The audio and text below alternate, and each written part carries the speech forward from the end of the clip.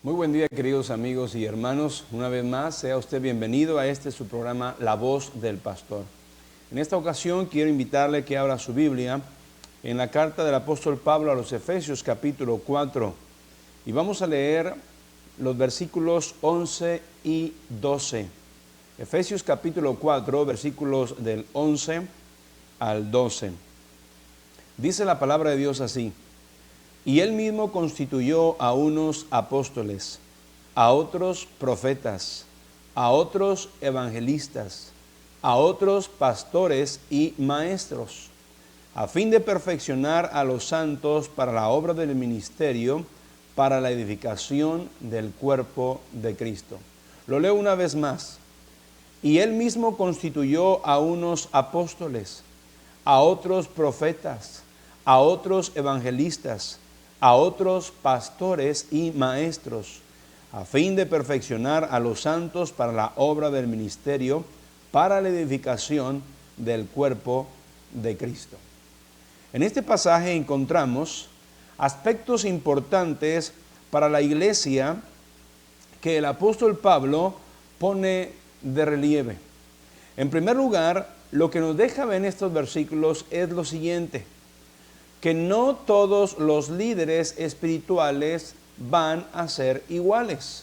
Eso es lo primero que nos muestra este pasaje. No todos los líderes espirituales van a ser iguales. Dice, constituyó algunos apóstoles, algunos profetas, evangelistas, pastores y maestros. En segundo lugar, lo que nos deja ver este pasaje es que cada uno es dotado por Dios con diferentes dones, con diferentes personalidades, con diferentes experiencias, etc. Pero en tercer lugar, lo que nos deja ver este pasaje de Efesios capítulo 4, versículos 11 y 12, es que todos tenemos la misma tarea para cumplir, la de perfeccionar a todos los santos. Perfeccionar a todos los santos. En algunas versiones de la Biblia, la palabra perfeccionar se traduce como capacitar.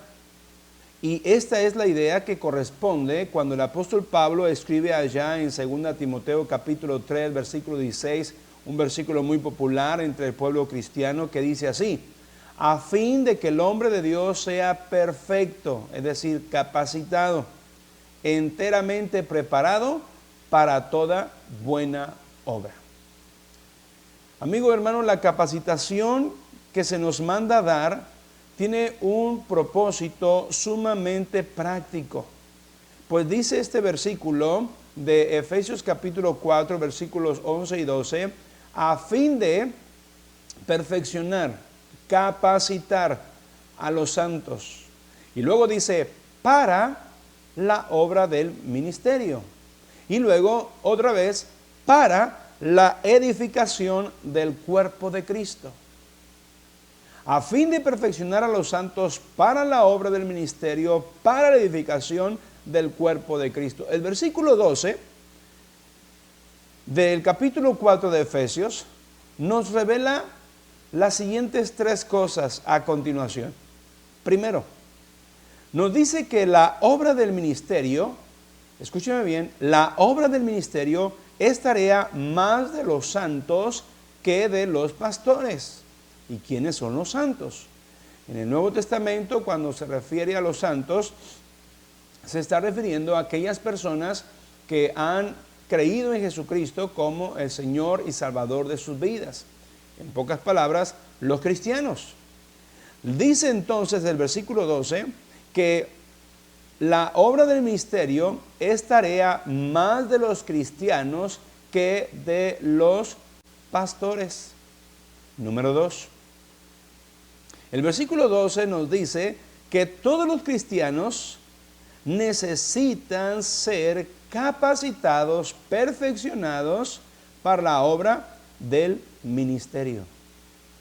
Todos los cristianos, todos los santos necesitan ser capacitados, perfeccionados para la obra del ministerio. Todos.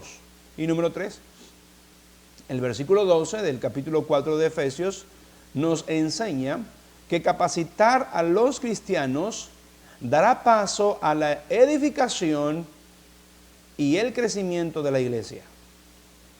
El capacitar a los cristianos dará paso a la edificación y el crecimiento de la iglesia. De manera que el versículo 12 lo primero que nos muestra es que la obra del ministerio es tarea más de los santos que de los pastores. Amigo hermano, viéndose que la capacitación es para la obra del ministerio, para eso es la capacitación, se brindan espacios, se brindan oportunidades y libertad para llevar a cabo el verdadero ministerio, afectando las vidas de personas con la aplicación sana y práctica de la palabra de Dios, y no solo sirviendo en tareas de mantenimiento dentro de la organización.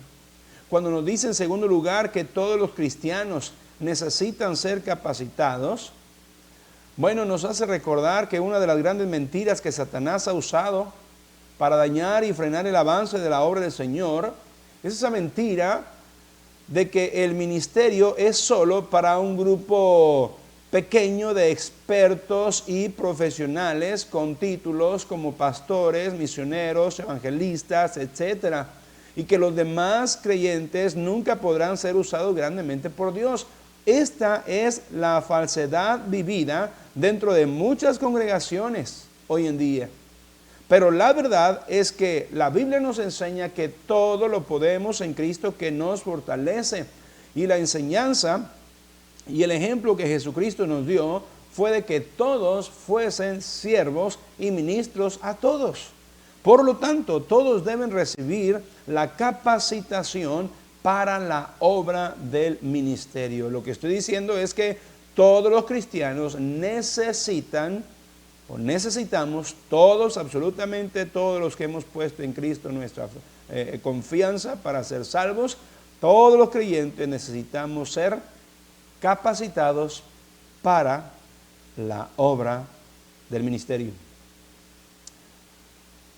Y finalmente dijimos en este pasaje, versículo 12, que capacitar a los cristianos dará paso a la edificación y el crecimiento de la iglesia.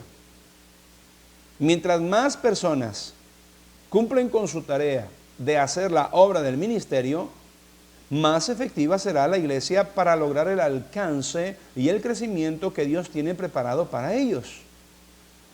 Piénselo, un grupo de expertos y profesionales, como tal vez así se le pueda decir a los líderes de la iglesia, este pequeño grupo nunca podrá tener el impacto que un batallón de personas infiltradas tendrán en cada área de la sociedad. ¿Tiene sentido?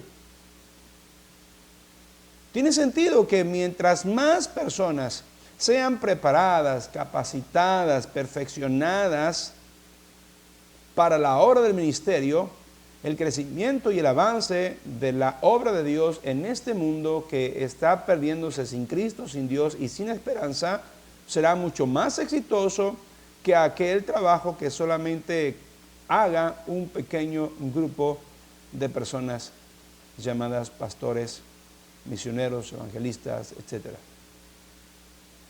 Básicamente existen dos métodos en cuanto a cómo se debe capacitar a una persona para hacer la obra del ministerio. Y sabe que este ha sido un gran dilema por algunos años y también por algunas personas. Por un lado, unos sostienen que es mejor, dicen algunos, capacitarlos primero. Es decir, darles clases, capacitarlos por medio de libros, exámenes, etcétera. Y luego, ya según sus aptitudes estudiantiles, entonces se le pone en una posición para poner en práctica lo que han aprendido en el ambiente teórico. Pero en contraparte, hay otro método que consiste en poner a las personas en un ambiente práctico en la obra del ministerio e ir capacitándolos a lo largo del camino. Dicho sea de paso que cada uno de estos métodos tiene sus puntos fuertes y sus puntos débiles. Pero lo cierto es que en cada uno podemos ver evidencias de fruto espiritual. Ahora, si pensamos Otra vez, en Efesios capítulo 4, versículo 12, cuando dice, a fin de perfeccionar a los santos para la obra del ministerio, para la edificación del cuerpo de Cristo, yo me pregunto, ¿cuál método es más factible en el contexto de una iglesia local? ¿Y cómo podemos hacerlo? Amigo, hermano, a continuación, yo quiero mostrarle a través de la palabra de Dios la vida del apóstol Pedro y que veamos cómo fue transformado este cristiano, este discípulo, a lo largo del camino. Al estudiar la vida del apóstol Pedro, descubrimos cómo es que Dios preparó a este gran siervo para el ministerio que tenía destinado para él. Su capacitación no fue solamente teórica, sino también y en gran parte fue práctica. Su adiestramiento siempre fue en el contexto de los desafíos de la vida real y su obediencia por fe y acción determinaron en la vida del apóstol Pedro su crecimiento y efectividad. Lo que estoy diciendo es que la vida del apóstol Pedro nos muestra 4 etapas por las cuales el apóstol Pedro atravesó. Y estas 4 etapas debemos tenerlas en mente todos aquellos que hemos sido llamados por Dios a través de su palabra a perfeccionar a los santos, a capacitar a los cristianos. Si vamos a capacitar a personas para la obra del ministerio, o si nosotros mismos vamos a estar capacitados debidamente, pues vamos a pasar por estas mismas etapas. Y cada etapa comienza con un desafío, cada etapa comienza con una pregunta que nos hace el Señor. Cada etapa tiene sus propias lecciones para aprender y nuestra obediencia a ellas afectarán no solo nuestras vidas, sino también la vida de muchas personas, como lo veremos en el caso del apóstol Pedro. Así que permítame compartirle estas 4 etapas que vemos en la vida de el que hoy conocemos como el apóstol Pedro. La primera etapa la encontramos en Mateo capítulo 4, versículo 18 al 20. Vamos a leer Mateo capítulo 4, versículos 18 al 20. Dice la palabra de Dios así: andando Jesús junto al mar de Galilea, vio a 2 hermanos, Simón, llamado Pedro, y Andrés, su hermano, que echaban la red en el mar porque eran pescadores. Y les dijo: venid en pos de mí, y os haré pescadores de hombres. Ellos entonces, dejando al instante las redes, le siguieron. Amigo hermano, en primer lugar, la etapa que vemos en la vida de Pedro es la etapa de las nuevas relaciones. Lo repito, la etapa número 1 en la que vemos al apóstol Pedro es la etapa de las nuevas relaciones. Mire, cuando Pedro recién conoció a Jesús, dice el pasaje de Mateo que recibió una invitación directa del Señor. El Señor Jesús le dijo: venid en pos de mí y os haré pescadores de hombres. Así dice el verso 19. Básicamente le está diciendo el Señor a Pedro: deja todo lo que conoces, deja todo lo que tienes y ven, sígueme. Al aceptar esta invitación, Pedro comenzó entonces a entablar una relación con Jesús, pero también comenzó nuevas relaciones con las otras personas, con los otros que estaban siguiendo a Jesús. Con algunos tal vez fue fácil relacionarse porque eran familiares y otros eran amigos, tal vez del mismo oficio, pero con otros probablemente a Pedro le costó trabajo ambientarse porque su temperamento y trasfondo eran tan diferentes. Pero lo único que tenían en común, tanto Pedro como los demás seguidores de Jesús, es que ambos estaban siguiendo a Jesús. Para ser un ministro de la obra del Señor, necesitamos una vida nueva en Cristo Jesús. Para ser un ministro en la obra del Señor, necesitamos una vida nueva en Cristo Jesús. Y esta nueva vida en Cristo comienza desde aquel momento o desde el momento en que cada persona cree en Jesucristo como su Señor y Salvador personal.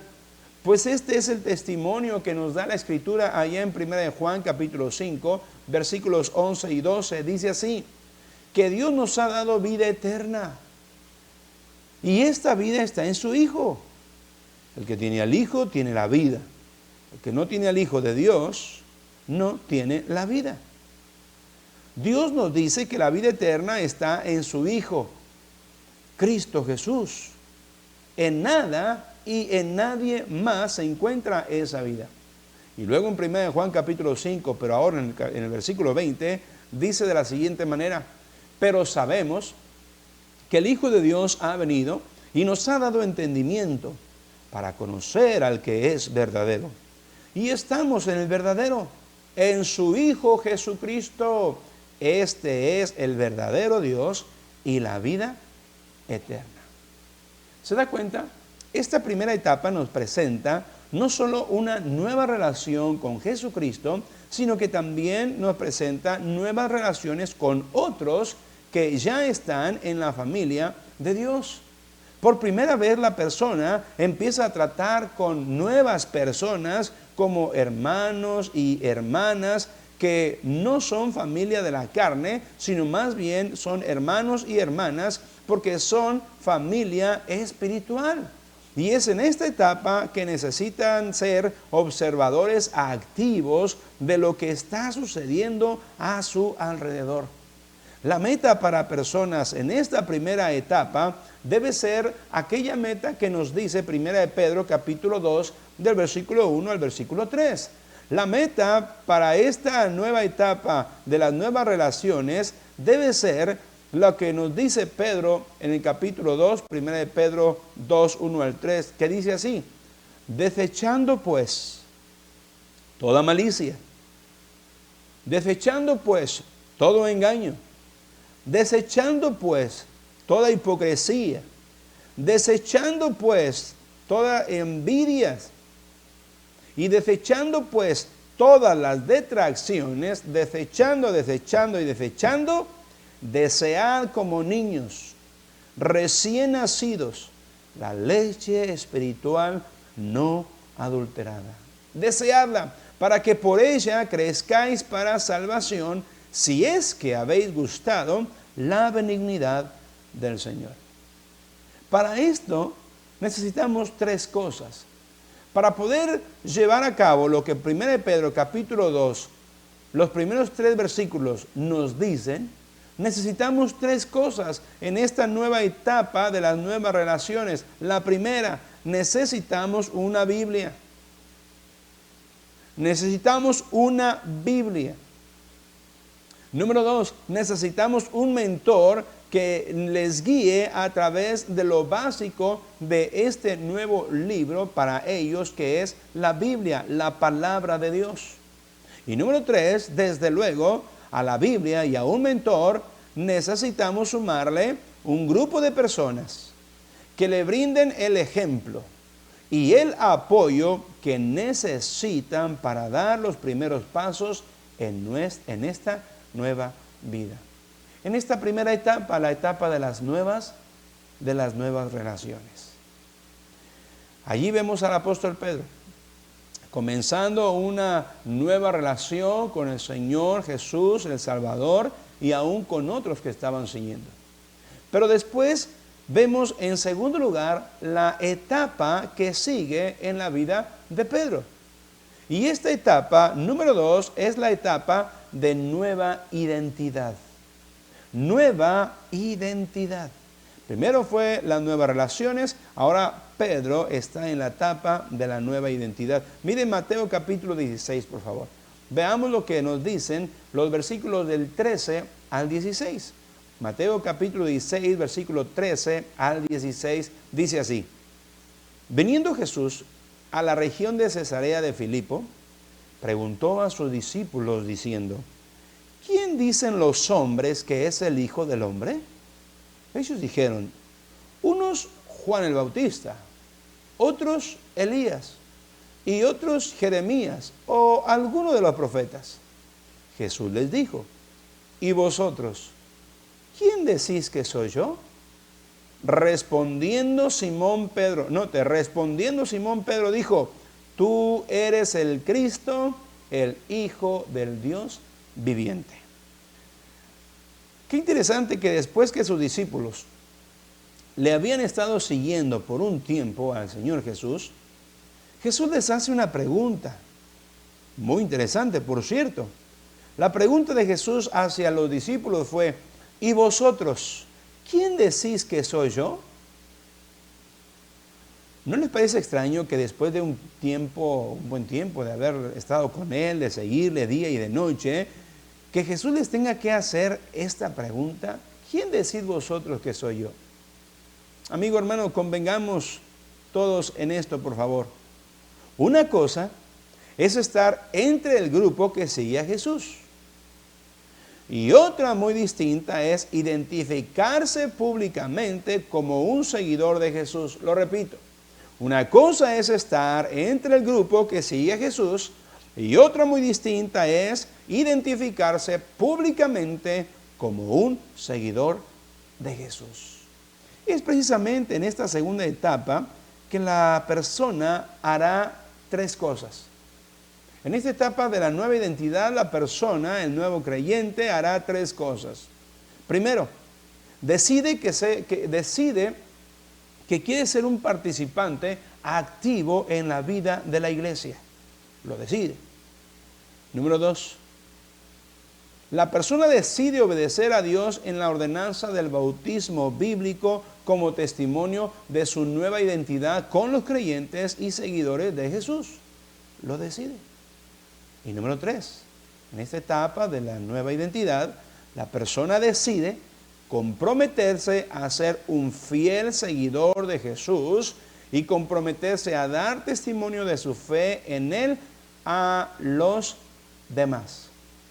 Así que decide participar de manera activa en la vida de la iglesia. Decide identificarse por medio del bautismo bíblico. Y número tres, decide comprometerse para ser un seguidor fiel de Jesús y dar testimonio de su fe ante los demás. Es en esta segunda etapa donde empieza a conocer personas más de cerca y como dice allá el apóstol Pedro en su primera carta, capítulo 4, versículo 8, es en esta nueva etapa de la nueva identidad que el creyente aprenderá que ante todo tened entre vosotros ferviente amor, porque el amor cubrirá multitud de pecados. En esta etapa de la nueva identidad, el creyente, la persona, necesita espacios, oportunidades para poder servir, para ministrar, pero hacerlo al lado de otros ministros de la iglesia, otros que ya están participando, otros que ya están activos, otros que están verdaderamente comprometidos. Necesita ministrar al lado de otros ministros que ya están participando en la iglesia. Este esfuerzo en equipo le dará al cristiano, al creyente, el apoyo que necesita al empezar a hacer cosas que nunca antes ha hecho. Aprenderá de las acciones y también aprenderá de los errores de otros. Y ¿por qué no? Podrá en esta etapa cometer sus propios errores, pero en un ambiente de aceptación que le infundirán aliento para seguir adelante en su servicio para con el Señor al servir a otros. La mayoría de lo que mencionamos de la vida del apóstol Pedro, la mayoría de las cosas que en la Biblia se mencionan acerca de Pedro, si lo vemos a detalle, podemos ver que sucedió durante esta etapa, la etapa de la nueva identidad.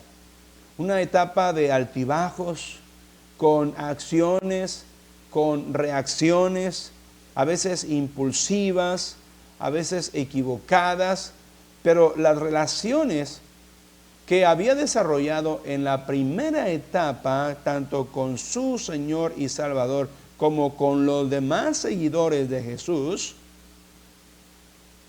le ayudaron en sus altibajos, en sus impulsos, en sus decisiones erradas, le ayudaron para sostenerlo, pero sobre todo fue la gracia de Dios quien lo sostuvo a pesar de todo. Es interesante que cuando estudiamos la vida de Pedro, de cómo comienza, vemos esas etapas de las cuales ya hemos mencionado dos, comenzando con la primera etapa de las nuevas relaciones. Comienza a relacionarse con nuevas personas, comenzando con su Salvador, y luego pasa a esta segunda etapa de la cual en su mayoría de lo que describe la Biblia acerca de Pedro se presentó en esta segunda etapa, que es la etapa de la nueva identidad. Y eso pasa con muchos creyentes. Y si como líderes de la iglesia, pastores, maestros, evangelistas, vamos a capacitar a los santos, vamos a perfeccionar a los santos, vamos a dedicarnos a trabajar en esta hermosa tarea de capacitar y perfeccionar a los cristianos, a los santos, para la obra del ministerio, debemos tomar en cuenta que esta situación se va a presentar. Y debemos tomar en cuenta que como en la vida de Pedro, vamos a ver este proceso en aquel hermano, en aquella hermana que creyó en Jesucristo como Salvador personal, que comienza a tener nuevas relaciones, además de la relación con su Salvador, comienza a relacionarse en la iglesia con nuevos hermanos en Cristo, y donde será interesante que los que ya están en la iglesia sean un buen testimonio, en su mayoría, sean un buen testimonio de estas personas que están comenzando nuevas relaciones, para que de allí ellos puedan comenzar a identificarse en la segunda etapa, que es la de la nueva identidad, y entonces como consecuencia ellos comiencen a participar, comiencen a servir, se comiencen a involucrar en la vida de la iglesia, y que esto pueda ser para crecimiento y edificación de la misma iglesia. Que Dios les bendiga. Continuamos la próxima semana.